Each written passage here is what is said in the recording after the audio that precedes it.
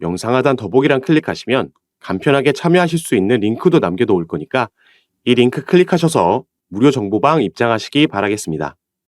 네, 안녕하세요. 주도현입니다. 자, 오늘은 오랜만에 새벽에 시청하시는 구독자분들을 위해서 최근 리플 소식들 종합적으로 정리해서 말씀해 드리는 시간을 가져보려고 합니다.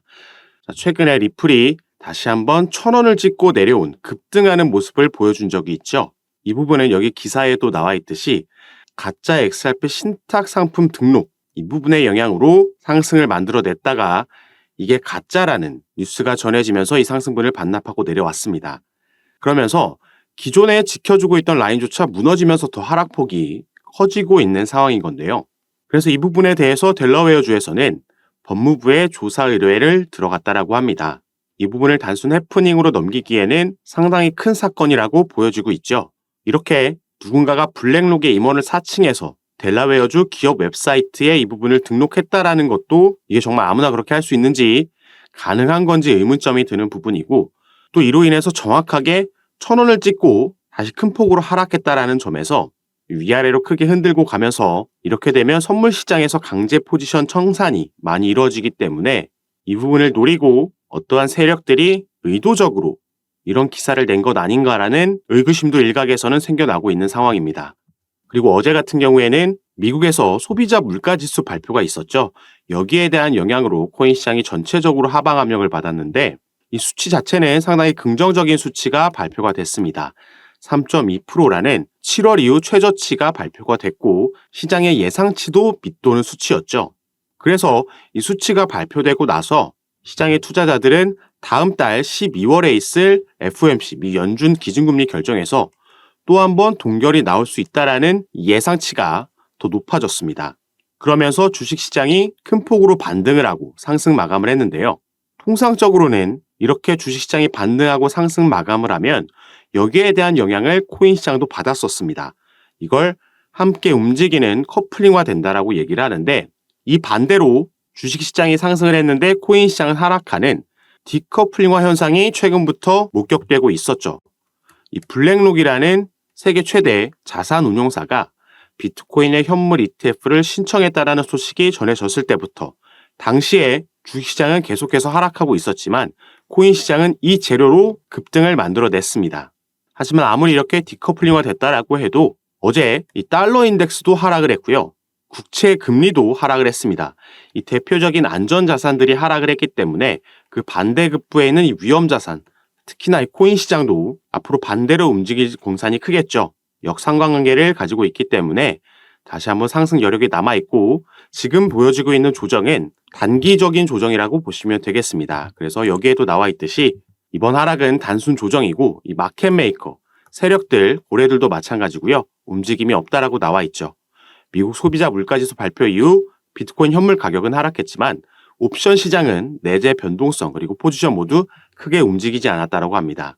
그리고 우리가 기다리고 있는 비트코인의 현물 ETF 소식도 그 승인 소식도 얼마 남지 않았기 때문에 빠르게 이 단기 조정을 마치고 가격을 회복해 줄 거라고 볼 수 있는 거죠. 자, 그런데 비록 최근 전해졌던 이 XRP 관련해서 이 현물 ETF 소식은 가짜라고 밝혀졌지만 이미 방금 말씀드린 것처럼 비트코인의 현물 ETF는 승인이 임박했고요. 블랙록은 임 다음 타자로 이더리움의 현물 ETF도 신청해 놓은 상황입니다. 그래서 그 다음은 XRP, 리플이 될 거다라는 전망들이 많이 나오고 있는 상황이죠. 그래서 여기에 대한 내용도 간략하게 한번 보시면, 자, 이 트위터를 하나 보여드릴 건데 야신 모바락이라는 사람의 트위터입니다. 이 사람은 미국의 자산운용사 CEO인데요. 자, 이 사람이 말하고 있는 건 Many applications for Bitcoin spot ETF and now there's a new Ethereum spot ETF application. 자, 비트코인의 현물 ETF에 대한 신청서가 많이 지금 접수된 상황이고 이제는 이더리움의 현물 ETF까지 신청이 됐다. I find it peculiar that there's no spot ETF application for the only crypto with actual legal clarity. 자, 나는 여기서 특이한 것을 발견하는데, 자, 유일한 암호화폐, 실제 법적 명확성에 있는 유일한 암호화폐에 대한 현물 ETF 신청이 아직 없다라는 게 특이하다라는 거죠. 그리고 그 암호화폐가 바로 XRP라는 겁니다.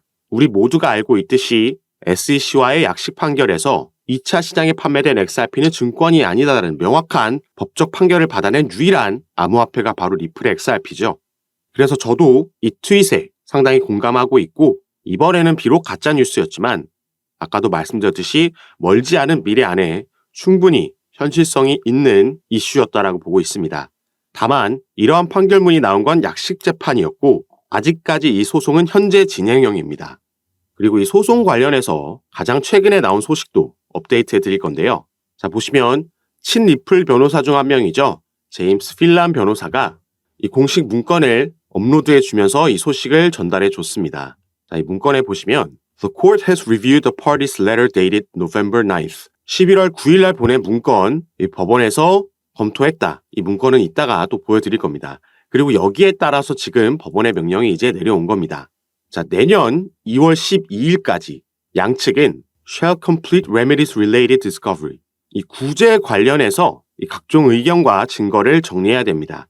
그리고 이 remedies, 구제라는 게 바로 이 약식재판 판결문에서 나왔던 기관 대상으로 한 판매, 그리고 여기에 대한 벌금, 이 벌금 합의에 대한 얘기를 하고 있는 거고요. 그래서 이로부터 한 달 뒤에 3월 13일까지는 plaintiff, 여기가 소송을 제기한 SEC 미국의 증권거래위원회입니다. 그래서 여기서 먼저 이 구제안에 대한 서류를 제출하게 돼 있고 4월 12일까지 defendant 리플이 반대 입장을 또 제출하는 겁니다. 그리고 4월 29일에 만약에 SEC에서 답변서 제출할 게 있다라면은 제출하라, 이렇게 이제 합의 관련된 스케줄이 정해진 거죠.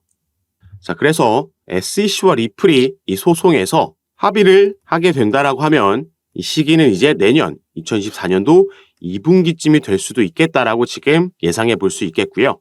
이렇게 합의를 하게 되려면 아무래도 이 합의 금액, 이 부분이 가장 또 중요한 부분이 될 겁니다.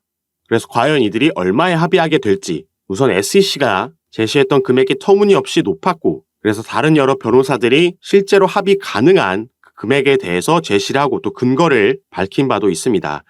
그리고 합의를 한다고 해서 리플에게만 이득인 것이 아니라 여기서 SEC도 얻어갈 만한 게 있기 때문에 이 합의에 대한 근거와 정황이 하나둘씩 나오고 있는 건데요. 그래서 지금부터는 이런 부분에 대해서 같이 한번 살펴보면서 말씀을 드릴 건데, 자, 그 전에 여러분들, 제가 이런 새롭게 나오는 최신 소식들 가장 빠르게 카톡방에서 공유해드리고 있다라고 말씀을 드렸습니다. 그래서 새벽에도 급등이 나오고 이 상승분을 반납할 때도 어떤 이슈로 이렇게 변동성이 나오고 있는 건지, 이 재료를 알아야지 우리도 거기에 따라서 타점을 잡고 이게 어디까지 가줄 만한 재료인지, 그리고 이 고래들은, 이 자금은 어떻게 움직이고 있는지 파악하면서 대응을 할 수가 있겠죠. 그리고 어제 정확하게 리플이 딱 1,000원을 찍고 내려왔다라는 점, 그러면서 위아래로 크게 변동성을 가지고 왔고, 이전에는 비트코인도 그랬고요.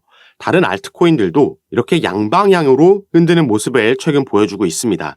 그리고 위아래로 이렇게 크게 움직이게 되면 이 선물 포지션들이 강제 청산을 당하게 되죠.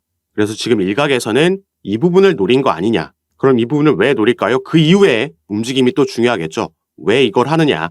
앞으로 방향성을 어디로 가져가기 위해서 이런 작업이 진행된 건지에 대한 루머도 돌고 있고, 이런 부분 카톡방에서 또 안내해 드리고 있습니다. 추가로 이런 거에 따른 우리들이 가져가야 되는 매수매도 타점, 그 전략까지 잡아드리는 거 전부 무료로 제가 카톡방에서 진행하고 있는 거니까요. 여러분들 이 부분 안심하시고 위에 보이시는 제 전화번호 010-6531-7908번입니다. 위에 제 전화번호로 숫자 7이라고만 문자 보내주시면 제가 이 문자 확인하는 대로 순차적으로 연락드려서 카톡방 초대에 도와드릴 거고요. 또 문자 전송 힘드신 분들은 영상 밑에 더보기란에 아까 말씀드렸던 간편하게 참여하실 수 있는 링크로도 남겨놨으니까 이 부분 통해서도 들어오셔서 미리 입장하시고 이런 부분 받아보시면서 여러분들 투자 판단에 참고하실 수 있는 정보들 가져가시기 바라겠습니다. 자, 그럼 이어서 이 합의 관련해서 우리가 알아야 되는 부분들 설명을 이어나가도록 하겠습니다.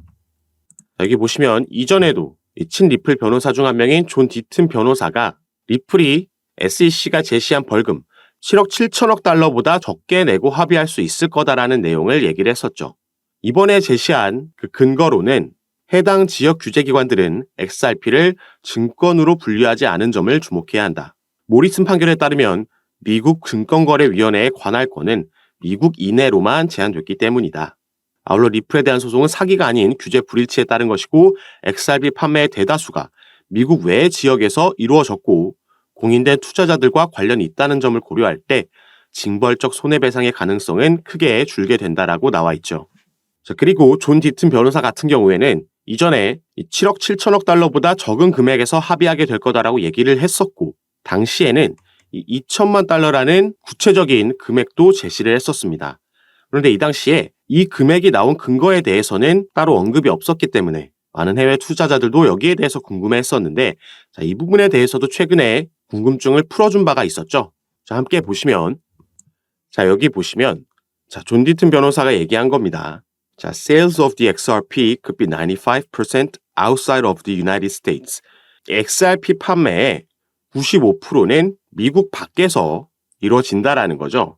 그래서 if the figure applied to Ripple sales, 리플에게 지금 제시된 이 7억 7천만 달러라는 이 판매 금액, 벌금 금액으로도 나온 이 금액에 대해서 우리가 이 95% 미국에서 거래된 게 아닌 이 퍼센티지, 이만큼을 제외하고 나면 바로 이 금액 3,850만 달러만 남는다라는 겁니다. 여기서 추가로 공제될 거 제외하고, 그리고 이 기관 투자자들에게 판매된 거에 대한 벌금이기 때문에 이 당시에 XRP 시세를 고려했을 때 0.25센트였다라는 거죠. 이걸 적용시켰을 때 절대 이 금액에 합의하지 않을 거고, 애초에 제시했던 2천만 달러 아래에서 합의하게 될 거라고 그 근거를 제시한 겁니다. 그래서 일단 이 리플의 XRP에 가장 크게 그 시세에 영향을 주는 게 바로 이 소송 이슈이기 때문에 이 부분 같이 한번 새롭게 업데이트해 드렸는데, 우리가 여기서도 살펴봤던 바로 합의에 대한 가능성이 이게 현실이 된다라면은 최근 여기에 대한 기대감으로 보여준 상승력보다 더 크게 리플의 XRP는 상승할 수밖에 없겠죠. 그래서 오늘 왜 이렇게 합의에 대한 기대감이 형성이 됐는지 그 근거와 정황이 나와 있기 때문에 그 부분 자세하게 설명해 드리도록 하겠습니다. 그리고 이런 부분은 아까 영상 초반에도 말씀드렸지만 제가 여러분들과 함께 운영하고 있는 이 카톡방에서 가장 빠르게 공유해 드리고 있고, 이런 이슈에 따른 상승력, 그리고 조정이 나왔을 때, 또 악재가 나왔을 때 이 장세의 흐름과 시장의 반응을 확인하고 우리는 그 장세에 맞춰서 알맞게 매수매도 타점 그리고 비중까지 잡아드리고 있고요. 여러분들께서 보유하고 계신 평균 단가와 또 비중을 보고 개별적으로 이런 부분 상담 도와드리면서 함께 매매를 진행하고 있습니다. 그리고 당연히 카톡방은 전부 무료로 운영하고 있는 거니까요. 이 부분 안심하시고 여러분들은 위에 보이시는 제 전화번호 010-6531-7908번 제 전화번호로 숫자 7이라고만 문자로 보내주시면요. 제가 이 문자를 확인하는 대로 순차적으로 연락드려서 카톡방 초대 도와드릴 겁니다. 그리고 문자 전송 힘드신 분들은 아까 말씀드렸던 영상 밑에 더보기란에 간편하게 참여하실 수 있게 제가 링크로도 남겨놨으니까 이 부분 통해서도 들어오셔서 제가 드리는 정보들과 타점, 비중과 전략까지 받아보시면서 여러분들 투자 판단에 참고하시고 매매 진행하시면 더욱 좋을 것 같습니다. 자, 그럼 이제부터 가장 중요한 이 합의 관련된 정황과 그 근거 살펴보도록 하겠습니다. 제가 최근에 이런 소식을 전달해 드렸습니다. SEC가 항복했다. 바로 이 부분이 현재 리플이 소송을 벌이고 있는 이 SEC 미국의 증권거래위원회에서 리플사뿐만 아니라 리플의 경영진과도 개별적으로 소송을 진행하고 있었는데, 자, 이 경영진에 대한 소송을 취하하겠다라는 입장을 밝혔었죠. 그리고 여기에 대해서 이 소송을 관장하고 있는 토레스 판사가 자, 이와 같이 공식 문건을 통해서 granted, 승인을 했습니다. 그리고 이 승인한 문서에 보시면 이 11월 9일이라는 날짜가 나와 있죠. 이 11월 9일이라는 날에 이 양측이 브리핑 스케줄을 제출하라는 내용이 들어가 있는 겁니다. 그리고 이 날짜는 토레스 판사가 임의로 지정한 날짜가 아니라 SEC에서 먼저 제안한 날짜입니다. 그래서 이 부분 오늘 같이 한번 살펴볼 건데요. 자, 여기에 보시면 이 SEC가 현재 이 소송을 관장하고 있는 아날리스 토레스 판사에게 공식 서한을 통해서 이 리플 경영진에 대한 소송 취하 의사를 밝혔습니다. 그리고 그 공식 서한 안에 바로 이런 내용이 들어 있었기 때문에 지금 합의에 대한 가능성이 다시 얘기가 나오고 있는 건데요. 자, 여기에 보시면 The SEC and Ripple intend to meet and confer on a potential briefing schedule with respect to the pending issue in the case. 자, SEC는 지금 리플과 만나서 현재 보류되고 있는 이슈에 대해서, 이 사건에서 보류되고 있는 이슈에 대해서 그 가능한 스케줄을 지금 잡고 싶어 합니다. 자, 이들이 여기서 논의하고 싶어 하는 거는 Proper against Ripple for its Section 5 violations, 증권법 제5조를 위반한 것에 대해서 with respect to its institutional sales of XRP, 기관에게 판매한 XRP에 대해서 논의를 하고 싶어 하고요. 11월 9일까지 정확하게 날짜를 지정해 놨죠. 이때까지 법원에 논의 일정을 제안을 하거나 아니면 양측이 동의할 수 없을 시에는 법원의 브리핑 일정을 요청하겠다. 이런 내용이 이 공식 서한안에 담겨 있었다라는 겁니다. 자, 이걸 다시 말해서 이 리플과 SEC가 만나서 최근 받아들였던 7월 달에 나온 약식재판 판결에 대해서 그 중에서도 이 SEC가 승소한 부분, 이 기관 판매에 대한 약 7억 달러 규모의 XRP가 증권에 해당한다라는 것, 이게 증권법 5조를 위반했다라는 것에 대해서 논의를 하고 싶어 하는 건데, 자, 이미 SEC에게 유리하게 나온 이 판결에 대해서 논의를 하고 싶다라는 건 이게 지금 벌금 합의에 대해서 얘기하고 싶어 하는 거 아니냐라는 의견들이 지금 나오고 있는 겁니다. 자, 그래서 사실 여기에 대해서 조금 긍정 회로를 우리가 돌려봤을 때 합의를 하면 SEC에게 득이 되는 건 뭘까요? 자, SEC는 지금 리플과의 소송에서만 연패를 일단 기록하고 있죠. 약식재판 판결문에서도 이 개인에게 판매된 2차 시장 판매는 증권이 아니다라는 판결문을 받아들이면서 가장 먼저 1패를 떠안았고, 중간항소에 대해서도 기각, 명령이 나오면서 2패가 됐습니다. 그리고 본인들 스스로 이 경영진에 대한 소송을 취하하면서 지금 3대 빵으로 지고 있는 거죠. 리플에게만 벌써 이렇게 연패를 기록하고 있고, 여기에 추가로 최근 그레이스케일의 소송건에서도 패배를 기록했습니다. 이 비트코인 현물 ETF로의 전환건에 대해서 법원이 재검토하라고 SEC에게 명령을 내렸죠. 그리고 SEC는 최근 여기에 대한 항소를 할 수 있는 기간 안에 아무런 움직임도 가져가지 않으면서 사실상 항소 포기를 선언을 했고, 자, 이 부분이 이제 효력을 갖게 됐습니다. 자, 그럼 이런 상황에서 SEC가 만약에 벌금 합의를 하게 된다라면은 적어도 기관 투자자들에게 판매된 건 증권이다라는 판례를 만들 수 있으면서 추가 망신을 피할 수 있게 되는 거죠. 그리고 뭐 리플이 득을 볼 수 있는 건 너무나도 명확합니다. 여기에 대한 벌금은 지불하더라도 일단 이 소송 리스크라는 그동안 계속해서 XRP의 발목을 잡았던 가장 큰 리스크에서 해소되면서 이 부분이 해결되면 전부터 꾸준히 말씀드렸던 기업 공개, IPO가 본격적으로 진행이 될 수 있겠다. 그러면서 대규모 투자 자금, 나스닥으로 상장되는 기업이 되면서 엄청난 상승 모멘텀을 경험할 수가 있을 겁니다. 그리고 이전에도 제가 한번 합의에 대한 가능성을 언급하면서 보여드렸던 게 바로 이 아날리스 토레스 판사가 내린 중간항소 기각에 대한 이 명령서였습니다. 그래서 이 부분 가장 마지막 장에 밑으로 내려서 함께 보시면요. 자, 가장 마지막 장의 마지막 줄을 살펴보시면 shall meet in person for at least 1 hour to discuss settlement of this matter.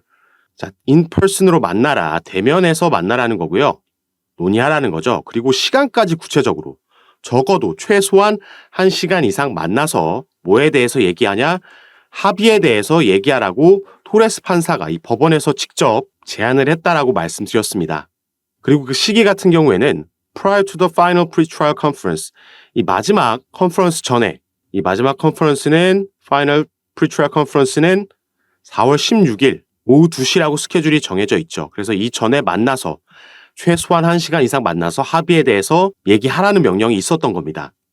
그래서 이 중간항소 기각 명령이 내려왔을 때 이 공식 서한을 보고 제가 이렇게 구체적인 데드라인까지 정해져 있는 거였기 때문에 자, 이전에 이들이 만나서 합의할 가능성이 있다. 하지만 이게 당장 올해 안에 일어나기는 힘들다라고 보였고, 그래서 내년 1분기 말에서 2분기가 시작되자마자는 여기에 대한 기대감이 또 한번 형성될 수 있겠다라고 말씀드렸는데, 이번에 SEC가 경영진에 대한 소송을 취하면서 또 한번 같은 맥락에서의 흐름이 나왔기 때문에 오늘 여러분들께 영상을 통해서 공유해 드리려고 이렇게 가지고 왔습니다. 자, 그리고 어제 날짜로 이렇게 제임스 필란이라는 친리플 변호사의 개인 트위터 계정에 리플이 법원에 보낸 공식 서한이 업로드가 됐습니다. 자, 그래서 SEC가 제시했던 그 데드라인 기준에 맞춰서 딱 제출을 했는데, 자, 여기서 언제 만나서 이 벌금에 대한 얘기를 할 거냐, 구체적인 날짜가 정해지진 않았습니다. 이 내용을 보시면 리플은 SEC 측에 이 30일 내로 먼저 그 스케줄 구체적인 날짜를 제시하라고 얘기를 했고요. 그러면 리플이 여기에 대해서 30일 내로 답변을 내놓겠다라고 얘기를 한 겁니다. 그래서 이제는 다시 바톤이 SEC 측으로 넘어갔다라고 보면 되겠죠. 그리고 당연히 SEC가 제출한 날짜에 대해서도 이 업데이트 되는 대로 가장 빠르게 카톡방에서 제가 공유해 드릴 거고요. 우리는 이제 이 900원이 깨진 시점에서 앞으로의 전망을 예상해 보면서 또다시 매매 진행을 하면 되겠죠. 그래서 마지막으로는 리플의 차트 분석 간략하게만 하고 영상 마무리하도록 하겠습니다. 이 영국의 크립토 인사이트라는 이 차티스트의 차트 분석을 하나 가지고 왔는데요. 자, 이 부분 보시면 리플 XRP의 주봉 차트입니다. 자, 전에도 제가 말씀드렸듯이 리플은 우리가 리또속이라고 하면서 계속 안 오르는 것 같지만 실제로 이 팩트를 바라봤을 때 계속해서 이 저점을 높여가는 움직임을 가져가고 있습니다. 저점을 높여가고 있다는 건 우상향하고 있다는 거죠. 그리고 여기서 긍정적인 신호가 하나 더 포착된 건 바로 이 밑에 RSI 부분, 여기서의 골든 크로스가 나와줬다는 겁니다. 그렇기 때문에 이 크립토 인사이트라는 차티스트는 16일 내에 이 XRP가 비교적 큰 폭의 상승을 보여줄 것으로 예상한다라고 이런 차트를 공유한 거고, 이 XRP가 주봉으로 봤을 때 이 RSI에서 골든 크로스가 나온 건 지난 7월이 마지막입니다. 자, 당시에 1,000원을 넘게 상승력을 만들어내면서 연중 최고치를 갈아치웠었죠. 그리고 XRP의 미결제 약정도 지난주에 바닥권에서 맴돌았기 때문에 이 부분도 2, 3주 안에 크게 늘어날 것이라고 예상하고 있는 거죠. 그래서 어차피 우리가 리플이라는 종목을 정말 단기로 가져갈 게 아니라면 이렇게 기술적인 분석들도 받아보시고 또 개별적으로 나오는 차트 외의 이슈들, 이 소송 관련해서, IPO 관련해서, 그리고 이 사업 분야, CBDC 관련해서도 새롭게 나오는 소식들 가장 빠르게 받아보시면서 투자하시는 걸 추천드리겠고요. 이런 부분 제가 전부 카톡방에서 공유해드리고 있습니다. 그리고 당연히 이 카톡방은 무료로 운영하고 있는 거니까 이 부분 안심하시고 여러분들은 위에 보이시는 제 전화번호 010-6531-7908번 제 전화번호로 숫자 7이라고만 문자로 보내주시면요. 제가 이 문자를 확인하는 대로 순차적으로 연락드려서 카톡방 초대를 도와드릴 겁니다. 그리고 문자 전송이 힘드신 분들은 영상 밑에 더보기란에 간편하게 참여하실 수 있게 제가 링크로도 남겨놨으니까 이 부분 통해서도 들어오셔서 제가 어떻게 여러분들께 도움 드리는지 직접 확인해 보시고 판단해 보시기 바라겠습니다.